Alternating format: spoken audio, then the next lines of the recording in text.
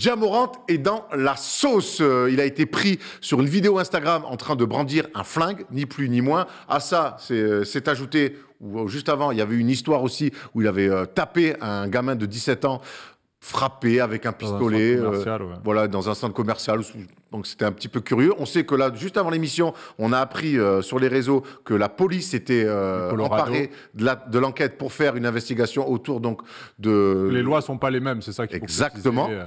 Donc voilà, aujourd'hui, les Grizzlies sont dans la sauce, mais surtout, Ja Morant est dans une sauce incroyable. Lui qui a tout pour lui, qui depuis qu'il est en NBA rayonne, a remis d'une façon incroyable Memphis sur le devant de la scène. Et pourtant, on a un joueur qui, on a l'impression pour l'instant, est en train de vriller complètement un peu, Thomas. Ouais, il gâche un peu tout, moi, je trouve, au niveau de son image. Quand je vois le nombre de jeunes qui l'idolâtrent, c'est un peu une des nouvelles têtes d'affiche de la NBA. C'est le futur, c'est l'après Durant, l'après LeBron, l'après Curry.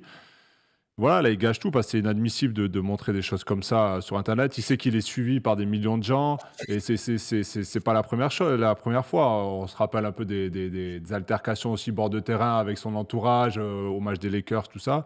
Et là, ça fait beaucoup, donc je pense que les Grizzlies ont décidé de l'écarter un petit moment pour aussi régler cette situation et peut-être parler avec lui de son futur. Ouais, je pense que de toute façon, ils étaient obligés, Thomas Dufin, ils étaient obligés de toute façon de le mettre à l'écart. Ja Morant, tant les affaires qu'ils avaient essayé, les premières affaires, de mettre un petit peu sous le tapis, là, ils n'avaient plus le choix, ils étaient obligés de mettre Morant sur le côté. Ouais, obligé.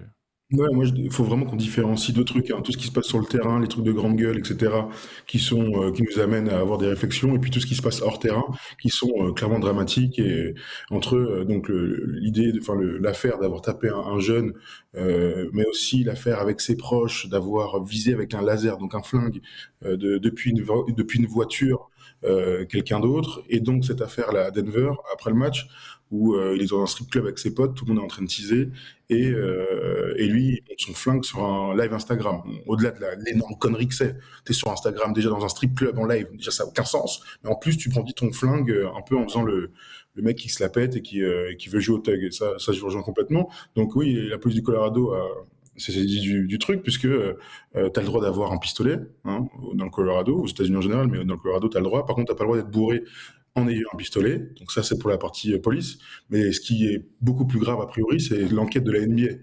La NBA est en train de faire des recherches pour savoir si il a voyagé avec le flingue et si il s'est trimballé avec le flingue sur tout le road trip, quoi. En gros, si ça devait arriver, si c'était avéré, en tout cas, il pourrait être suspendu jusqu'à la fin de la saison. On se rappelle de Gilbert Arenas et Javaris Crittenton. Bon, après, une histoire de pari à 2 balles de merde là, qui casse les couilles à tout le monde, mais bon, qui existe. Il y avait l'histoire des 4 flingues de Gilbert Arenas qui étaient pas chargés, et Crittenton qui, lui, avait un flingue chargé dans le vestiaire et qui avait pointé Gilbert Arenas. Ils avaient tous les deux pris fin de saison, alors que c'était en décembre. Derrière Crittenton, bon, il a jamais joué en NBA, mais on sait que Gilbert Arenas, il a jamais réussi à rebondir après cette affaire. Donc on est quand même sur des trucs hyper, je sais pas, choquants, surtout pour nous Français. On connaît personne avec des flingues, hein. Bon, à part peut-être dans la famille de Thomas Laroukis, mais bon, ça c'est un autre sujet. Effectivement. Oui, c'est pour aller chasser les cèpes, ça. Non, mon père, il sera en sécurité avec, donc il en a toujours un sur lui, voilà. Ja Morant, il a 23 ans. C'est très très chaud. Ja Morant, il a 23 ans, c'est sa 4e saison NBA. Il a tout pour lui, honnêtement. Très vite, il s'est imposé comme un des meneurs les plus flashy. Son équipe s'est très vite devenue comme un outsider, comme une équipe jeune avec du potentiel, plus comme un outsider, puis pourquoi pas voir comme un favori cette saison-là. On a du mal à comprendre. On a du mal à comprendre comment, et surtout on a la sensation, il y a eu plein de journalistes et de consultants NBA qui ont pris la parole, notamment Jalen Rose. Ceux qui n'ont pas écouté, je vous invite à aller écouter ce qu'a dit Jalen Rose. Il y a eu aussi Stephanie Smith qui a fait une comparaison avec Allen Iverson, qui était très intéressante. On a du mal à comprendre qu'est-ce qui se passe chez Ja Morant. Il est en train de se mettre, et c'est un mauvais jeu de mots, une balle dans le pied tout seul. Tu l'as dit, c'est l'incompréhension en fait, parce que moi, de ce qu'on me dit et de ce que je lis, c'est que c'est un mec qui sort d'une bonne famille, qui a été en école privée. Donc, il a pas vécu apparemment dans les quartiers chauds et tout ça. Et on a l'impression qu'il veut s'inventer une vie et que son entourage est désastreux, hein. Moi, ce que je vois, c'est qu'il a un entourage catastrophique. Et quand on voit les autres stars de la ligue, Voilà, surtout, on peut prendre en exemple LeBron James qui, depuis le départ, est très bien entouré, sait s'entourer aussi. Et je pense que c'est très, très important pour gravir les échelons, monter les étapes et arriver au sommet de la NBA, c'est-à-dire un titre NBA, avoir une super carrière. Et lui, pour l'instant, il est en train de tout gâcher. Et je pense que c'est pour ça que Memphis a coupé tout de suite le truc et s'est dit, OK, je pense il va avoir des trucs, devoir parler à un psy, des délires comme ça, pour le remettre aussi dans le droit chemin. Et peut-être qu'il va falloir aussi qu'il s'occupe de son entourage et qu'il fasse le tri, parce qu'en fait, c'est plus possible comme ça. C'est pas un mec random. Il est suivi par des millions de gens et il gagne 40 millions l'année. C'est une star de la NBA. Donc, il se doit de montrer l'exemple. Je sais que des fois, on a les débats. Est-ce que les stars doivent montrer l'exemple, d'être irréprochables hors du terrain? Pour moi, en tout cas, ce genre d'attitude, ça doit pas arriver, même si la culture aux États-Unis, c'est pas la même au niveau des armes à feu par rapport aux Européens, enfin nous en France. Mais ça, c'est inadmissible de montrer comme ça en boîte de nuit, en ayant teasé ça dans un strip club. C'est pas possible de voir des choses comme ça. Thomas, il y a tous les témoignages reviennent un petit peu sur l'entourage de Ja Morant. Il y a eu un tweet de Florent Pietrus, qu'on embrasse d'ailleurs, que j'ai trouvé très pertinent. C'est qu'il dit, OK, il fait ça, il n'y a pas un mec autour de lui. L'entourage. Il n'y a pas un mec qui lui dit, gros, qu'est-ce que tu fais? Et c'est pour ça qu'en fait, les amis, la famille, en fait, nous, on a fait des bêtises loin de là, mais à un moment donné, quand on a tous été dans des excès, il y a toujours un mec qui te dit arrête, stop, tu vas trop loin, t'as trop ci, t'as trop. Lui, et Flo Pietrus, il dit qu'au bout d'un moment, c'est qu'en fait, son entourage, s'il n'y a pas un mec pour lui avoir dit stop, c'est qu'il n'y a pas un mec qui mérite d'être autour de lui. Non. Et c'est vrai que Thomas, l'entourage est énormément pointé du doigt, ses amis, entre guillemets. Et puis après, on va ouvrir le dossier le tweet de Flo, et après, on va ouvrir le dossier du daron, qui pour moi n'est pas exempt de tout reproche. Sur un petit point, quand Thomas il dit faut pas faire le rapprochement entre les armes à feu et ce qui se passe au bord du terrain, le chambrage, tout ça, je suis d'accord avec toi, voilà, parce que ça n'a rien à voir. Mais quand même, ça montre un certain signe. Je trouve que c'est quand même agressif qu'on en arrive là. Et ce qui s'est passé aux Lakers, pour moi, c'était grave, ce qui s'est passé. Presque une bagarre sur le terrain. Ça n'aurait pas été le père de Ja Morant ou n'importe quelle personne, il aurait été banni de la salle au moins pour l'année. Eux, ils n'ont rien eu. Ça en vient à des frictions pendant un match. Il n'y a pas lieu d'être, quoi. Ça, déjà, pour moi, ils auraient dû sévir à ce moment-là et lui envoyer un message directement. Et là, je trouve qu'ils l'ont trop laissé faire. C'est vrai que ce que tu dis, Thomas Laroukis, ce matin, on a eu un débat avec Thomas Dufin, avec le jet lag et de bon matin, un peu houleux, mais c'est vrai Thomas, on note une montée en puissance. C'est ça. On note une montée en puissance de Ja Morant sur le terrain, dans l'agressivité, dans le trash talk, mais à l'ouest, il y a rien, et en parallèle aussi des histoires hors terrain. Alors, c'est toujours facile, surtout pour nous journalistes, de faire des passerelles, mais il n'empêche qu'il y a une timeline commune hors et sur le terrain d'un comportement qu'on comprend pas toujours.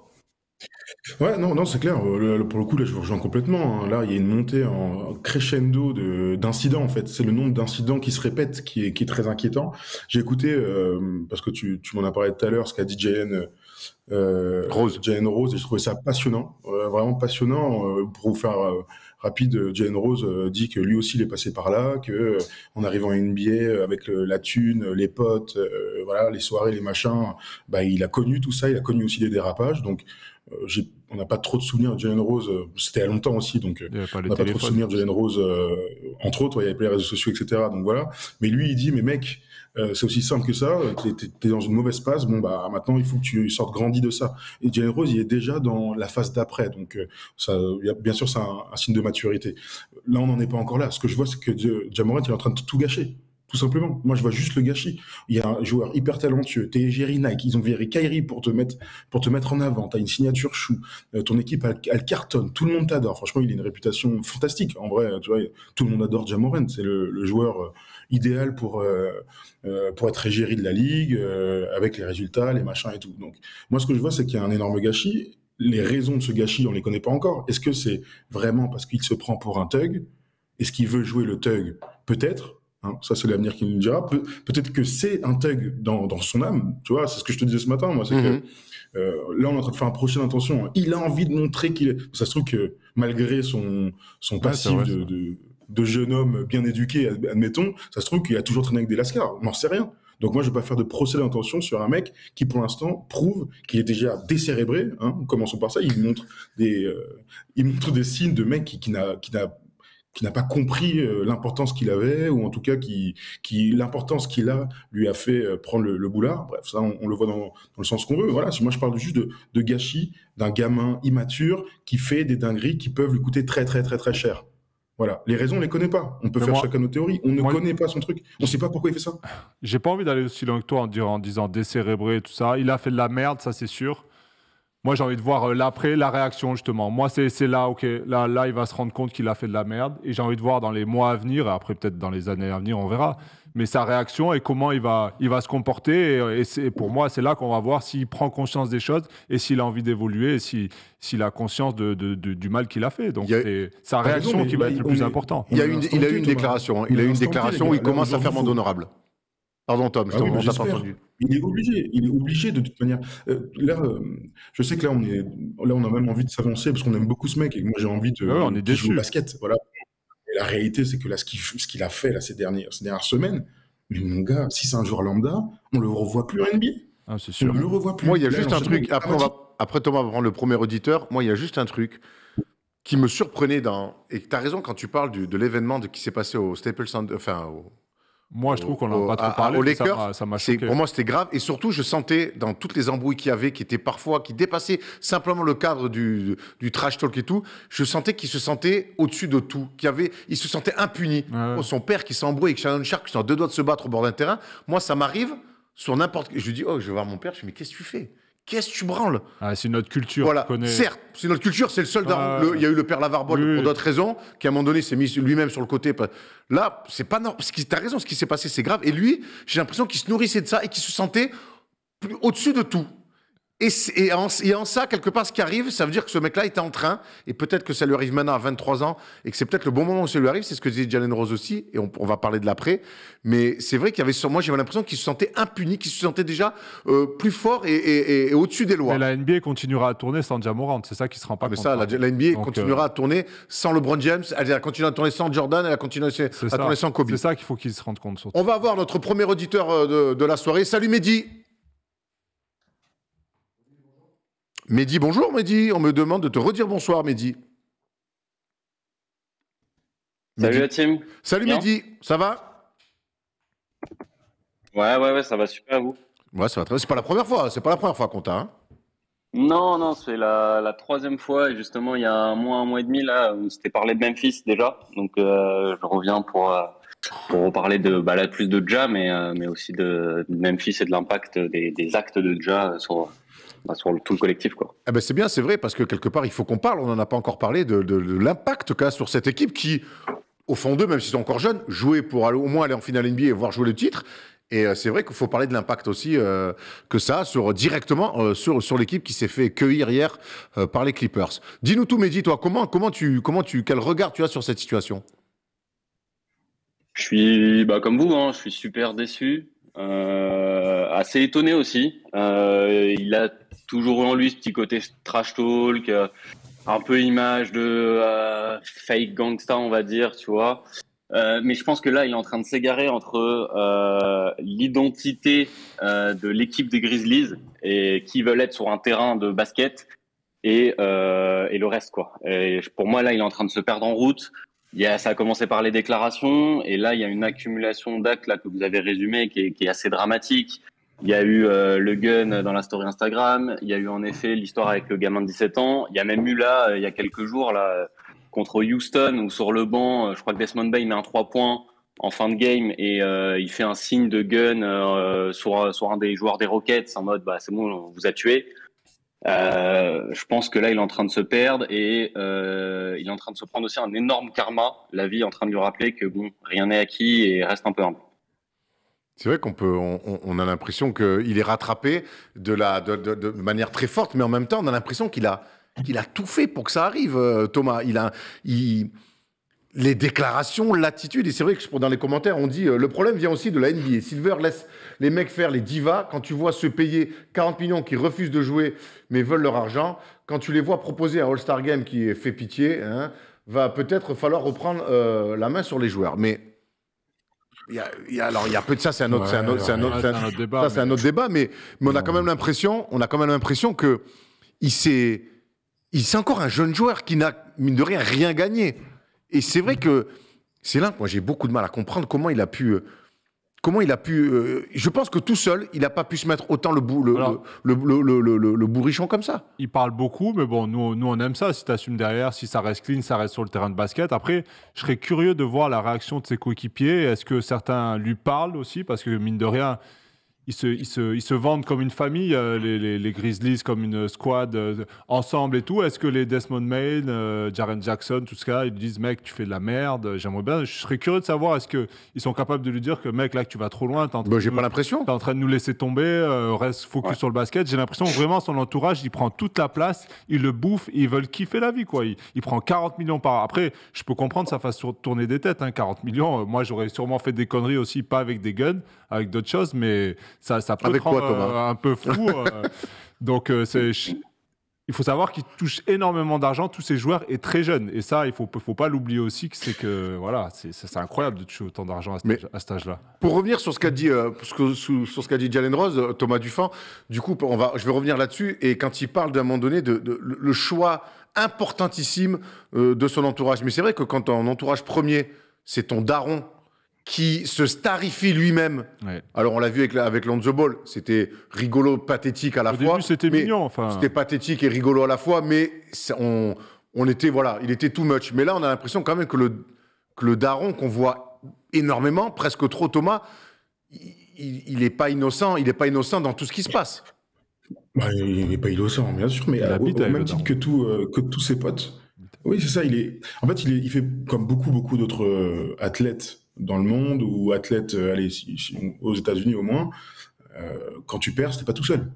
Ça, j'espère que tout le monde en a conscience. Quand tu perds, t'as ta famille, bien sûr, donc tes parents, frères et sœurs, ça peut être cousin au sens très large. Je me souviens c'était Adebayor qui parlait de ça sur une interview il y a quelques années. Et c'était passionnant. Il disait qu'il faisait manger 25 personnes. On se souvient d'Allen Iverson qui a fait manger du monde pendant des années avec toute sa famille, mais aussi les potes. C'est des gars qui, lorsqu'ils percent, ils font grailler absolument tout le monde. Donc, c'est louable sur le papier. Le truc, c'est que, à l'image de Neymar, par exemple, tu n'as personne qui va te contredire autour de toi. Il n'y a aucune personne qui va te dire, bon, bah là, tu fais des conneries, là, tu dépasses les bornes, reconcentre-toi sur le basket. Voilà, tout le monde est dans le kiff. On rappelle qu'il a 23 ans, donc c'est normal d'être dans le kiff. Le problème, c'est que si tes parents, qui sont censés être des gens normaux, hein, tu vois, on en parlait, voilà, ils ont a priori à peu près réussi leur vie, ils ont vécu dans les suburbans, donc les banlieues américaines, là, avec toutes les maisons à la Desperate Housewives, c'est que normalement, t'es à peu près connecté là-haut. Mais son père, je pense il kiffe la vibe comme si c'était lui qui jouait, quoi. Comme beaucoup d'autres parents. Il vit avec Ja Morant, hein. C'est Tom qui vient de me dire ça. Ils vivent ensemble. Ils vivent ensemble. Ils vivent, le daron, il vit avec. C'est son pote, en fait. C'est assez bizarre. Ouais, mais il a l'air assez jeune, le daron. Je sais pas quel âge il a. Je pense qu'il a eu assez tôt. Et c'est vrai qu'ils ont une relation de pote, quoi. C'est son pote, son daron, son pote. Ça, c'est pas grave. Ça, c'est pas grave si les gens autour sont là pour du bien. Mais franchement. Mais si le daron, il vaut autant kiffer que le fils, il y a un problème, hein. Mais il pourrait vouloir autant kiffer que le fils. Le truc, c'est qu'à un moment donné, ton rôle de père, c'est de dire, bon, bah là, gros, tu vas trop loin. On rappelle que Ja Morant, t'es papa, hein. Depuis qu'il a 20 piges, il a un enfant. Donc, on pourrait se dire qu'il y a de la maturité, etc., qui viennent. Alors, est-ce que c'est lui? Est-ce que c'est son père? Est-ce que c'est l'entourage au sens global? Je pense que c'est la faute de tout le monde quand ça va aussi loin. Tout à l'heure, je voyais dans les messages quelqu'un qui disait, mais déjà, il est au strip club et tout. Les gars, on s'en fout complètement qu'il soit au strip club. S'il va aller tous les soirs de match au strip, c'est son problème, on s'en fiche. Ouais, le problème, c'est bien sûr de le montrer. Le problème, c'est d'avoir le flingue alors qu'il sait que c'est interdit. Voilà, c'est ça qui est problématique. D'aller au strip club aux États-Unis, c'est comme d'aller chez McDo, hein, soyons clairs. Mais je vous rejoins. Après, est-ce que l'entourage lui a pas déjà dit aussi, c'est une possibilité. Lui, il leur dit, hey, les gars, je fais ce que je veux, je suis un grand garçon, c'est moi qui paye tout ici. Quand je dis on va au strip club, on va au strip club. Quand je dis on prend un flingue, on prend un flingue. C'est peut-être ce genre de personnage-là aussi. Est-ce que l'entourage, il lui dit, je pense pas. Mais quand un entourage et qu'il n'y a pas un mec qui te dit, gros, là, je pense que faire un live d'un strip club bourré, c'est pas une bonne idée, et c'est encore moins une bonne idée de sortir un flingue. Ça m'amène à une question que j'ai envie de vous poser, qui sera peut-être la dernière autour de ça. Mehdi, je vais te poser la question. Kevin Séraphin nous en a un petit peu parlé dans les émissions First Team par moment. C'est cette espèce de fantasme on sait qu'en NBA, il y a des mecs qui viennent vraiment du hood. On se souvient de Matt Barnes, Stephen Jackson, Zach Randolph. On sait qu'il y a des mecs, c'est vraiment des mecs du hood. Il y en a plein. Mais il y a un côté... Jimmy Butler. Il y a un côté, pour d'autres, de cette street credibility, qui ont besoin de montrer que c'est des mecs, même s'ils le sont pas, même s'ils n'en viennent pas, de montrer que c'est des thugs. On pense à Kevin Durant, qui d'ailleurs, on n'a jamais compris, on l'a souvent raillé parce que justement, pourquoi t'as... Et on sait qu'en NBA, c'est parfois important, ça, Mehdi. Ouais, Ouais, non, je suis d'accord avec ça et je pense que c'est une des raisons qui le motive entre guillemets à faire ces conneries, c'est d'avoir ce côté très très street cred et tout. Moi, il y a un truc que je comprends pas là dans cette histoire-là, c'est quand même Ja Morant, ça peut être un des prochains visages de la ligue. Le mec, il a un contrat de 200 millions, il a une signature shoes chez Nike. Sportivement, cette année, ça se passait super bien. Ils étaient dans les contenders à l'Ouest. Il y avait peut-être une carte à jouer, etc. pour essayer d'aller loin. Et en fait, le gars là vient juste de tout gâcher. Et moi, le truc qui m'intrigue là, c'est surtout ses coéquipiers. Vous en parliez un petit peu là tout à l'heure. Moi, je suis Desmond Bane, je suis Jared Jackson, j'ai les boules là. Je me dis, mais qu'est-ce qu'il a fait quoi? Il nous a plombé notre saison. S'il prend 50 matchs de suspension comme c'est en train d'en parler là, merci Jack quoi. Est-ce qu'on est, pour revenir ça sur la street credibility, toi, en France, on a moins ça. Après, on sait que sur les terrains, on aime faire les Américains, on aime se chambrer, on aime faire un peu les bonhommes, parce que entre faire un bonhomme sur un terrain et sur un parking en front-front, c'est pas le même métier. Mais c'est vrai qu'en NBA, Kevin nous le disait, alors bon, Kevin, lui, il a pas besoin de faire ça parce que c'est un show de nature, mais on a cette sensation qu'en NBA, alors que les mecs sont des All-Stars, sont top meneurs de la ligue, ont un contrat maximum, il y a toujours quand même ce besoin de montrer qu'on est peut-être plus ghetto que la réalité. Ouais, c'est peut-être culturel là-bas, je sais pas. Moi, après, en France, moi, j'ai jamais connu ça personnellement dans les équipes dans lesquelles j'ai joué. On venait tous d'horizons différents et personne s'inventait de vie, ça se passait très bien.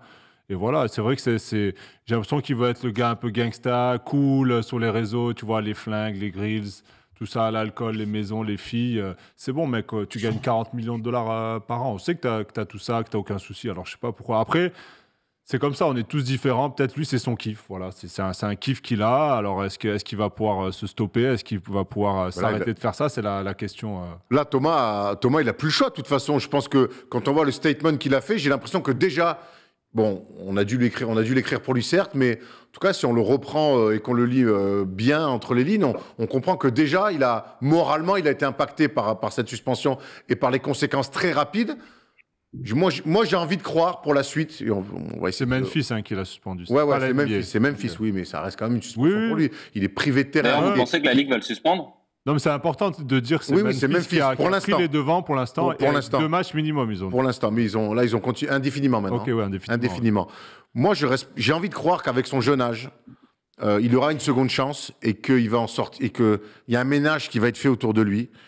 J'espère que quand j'entends les anciens et qui sont aujourd'hui consultants ou des journalistes qui sont dans le métier depuis longtemps, comment il y a eu quand même ils ont condamné, mais comment il y a eu de la bienveillance autour de lui. Je pense que beaucoup ont dit, parce que Jalen Rose, comme Thomas le disait, quand il parle lui, il a connu ça, mais Jalen Rose, il vient du ghetto, du vrai ghetto de Détroit, où tu croques où les soirs où t'as faim, tu croques dans les murs.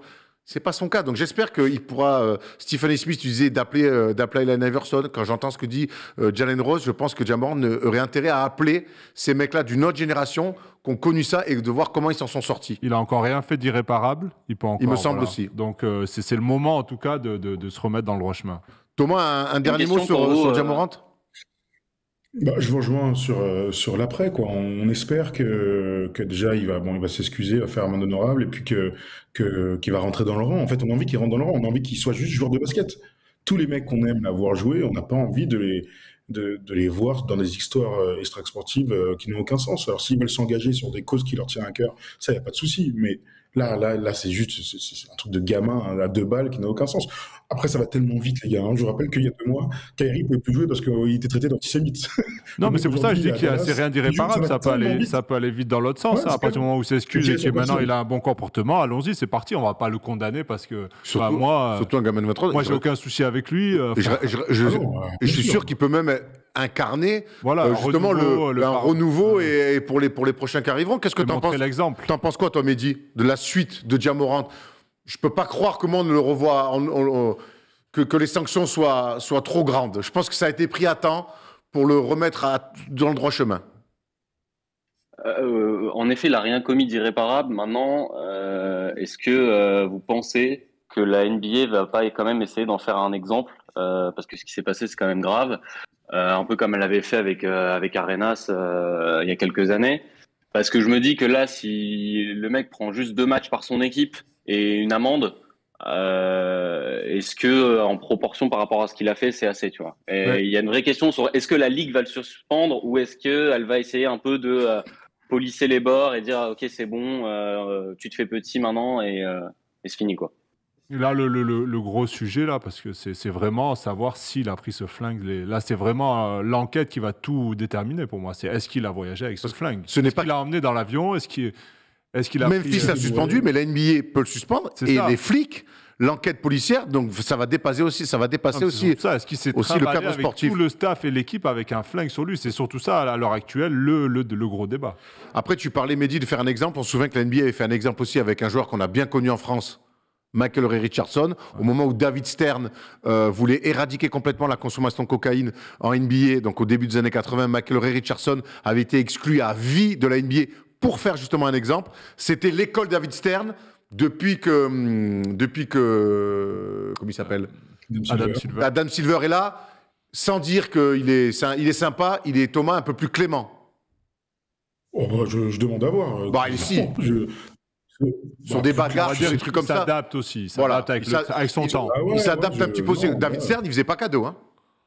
Ouais, mais bon, là, on parlait d'un problème de coke systémique. Non, mais il y a Sprewell qui avait étranglé son coach. Regarde la bagarre au Burnsville et tout. Et il a jamais blagué, David Stern. Ah bah oui, mais il n'est pas arrivé un truc comme ça depuis. C'est justement parce que David Stern avait été très sévère que là, il n'y a plus de soucis aussi graves. Attends, là, sauf si on oublie des trucs, mais pour moi, il n'y a pas eu de trucs aussi graves. Le truc le plus grave des dernières années, c'est le truc de Kyrie qui s'est excusé, le mec. Donc voilà, après à voir, parce qu'on oublie des choses, hein, mais j'ai pas l'impression qu'il soit plus clément. Pour moi, c'est un peu la même ligne. Voilà, c'est son disciple, hein, de toute façon. Donc voilà. Ok, bon, moi j'ai l'impression qu'il est quand même un peu plus cool. D'ailleurs, c'est ce qu'on reprochait sur la fin de David Stern, c'est qu'il était. Mais bon, allons voir, intéressez-vous à l'histoire. Quand il a récupéré l'NBA, c'était une ligue de junkies avec des bagarres et des mecs, plein de témoignages qui prenaient de l'AC à la mi-temps et avant les matchs. Donc une autre époque. On a fait le tour. Sur Ja Morant et les Memphis Grizzlies. Mehdi, merci encore une fois pour ton coup de fil. Merci à vous. Bonne soirée. Salut les gars. Tu sais où nous joindre tous les lundis 22h minuit. Ça marche. Ciao. Salut Mehdi. Allez, voilà, on a fait le tour autour de Ja Morant, c'est forcément intéressant. Et puis on va suivre un petit peu la suite des événements, puisque on l'a dit, entre sa franchise, la NBA et les autorités policières, on va voir un petit peu à quelle sauce sera mangé notre ami Ja. Avant de se plonger sur les Suns de Kevin Durant, qui sont à 3 victoires en 3 matchs depuis leur nouveau visage, on va aller sur Winamax, on va essayer de se faire un peu de cash.